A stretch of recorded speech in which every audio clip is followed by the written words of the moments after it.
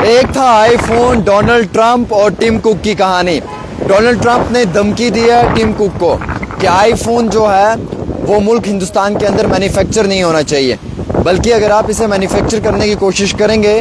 तो 25% जो है वो आपसे टैक्स में बढ़ोतरी करवाई जाएगी, या आप पे 25% जो है वो टैक्स में बढ़ोतरी हो सकती है।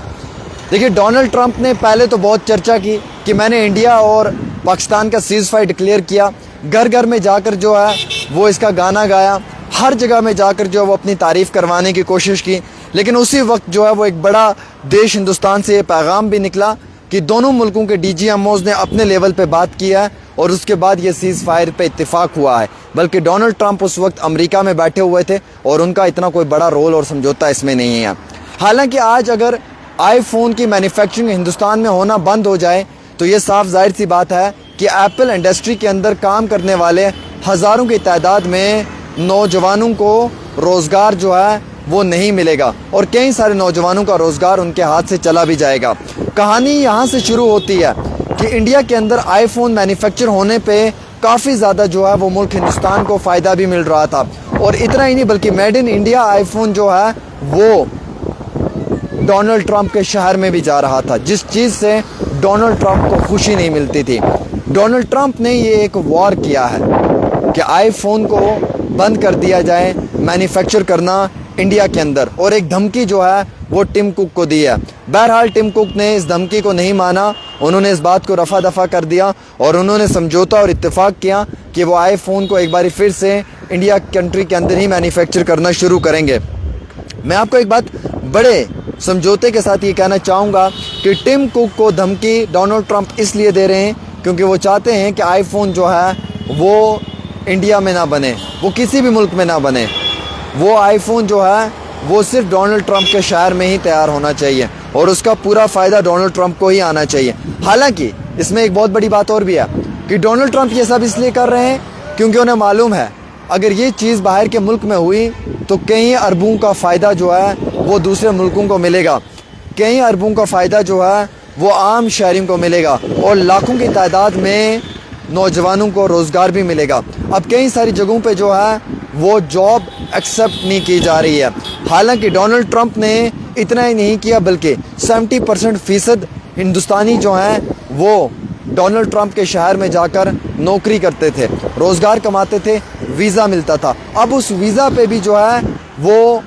रेट को एक्सटेंड करने के लिए 4 जुलाई को एक बिल जो है वो पास होने वाला है। अगर ये बिल 4 जुलाई को पास हो जाता है तो यकीनन तौर के ऊपर हिंदुस्तानी जो वीज़ा लेते हैं उस वीज़ा पे भी जो है वो काफ़ी ज़्यादा टैक्स उन्हें पे करना होगा। उसके बाद ही उन्हें जो है वो डोनाल्ड ट्रंप के शहर का वीज़ा मिल सकता है। यानी कि डोनाल्ड ट्रंप जो है वो हर वो मुमकिन कोशिश कर रहा है जिससे कि वो बाकी मुल्कों को नुकसान पहुंचाने की कोशिश कर रहा है, चाहे वो डिजिटल हो, चाहे वो मार्केटिंग हो, चाहे वो क्रिप्टो करेंसी की बात हो, चाहे वो उसके साथ साथ रोज़गार की बात हो, चाहे वो प्राइवेट सेक्टर को बूस्ट करने की बात हो, या चाहे वो पूरे देश के अंदर जो डोनाल्ड ट्रंप का एक समझौता है उसे तय करने की बात हो। बहरहाल मैं आपको ये बताना चाहूँगा कि डोनाल्ड ट्रंप के इस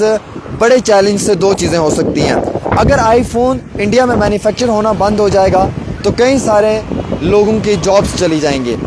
एक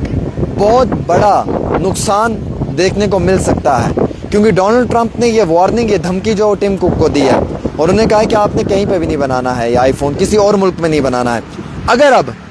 टिम कुक इनकी बात नहीं मानते हैं और वो मैन्युफैक्चर करना शुरू करते हैं तो डोनाल्ड ट्रंप ने कहा कि मैं 25% टैरिफ इसके ऊपर जो है वो बढ़ा सकता हूँ, तो वो भी एक बड़ी मुश्किल है। अब एप्पल के CEO को ये धमकी देना अपने आप में ही एक बहुत बड़ी बात है। आपको मालूम है एक ज़माना होता था जब ब्लैकबेरी का फ़ोन होता था, एक ज़माना था जब नोकिया का फ़ोन होता था, और आज एक ज़माना है कि आईफोन का दौर है। अगर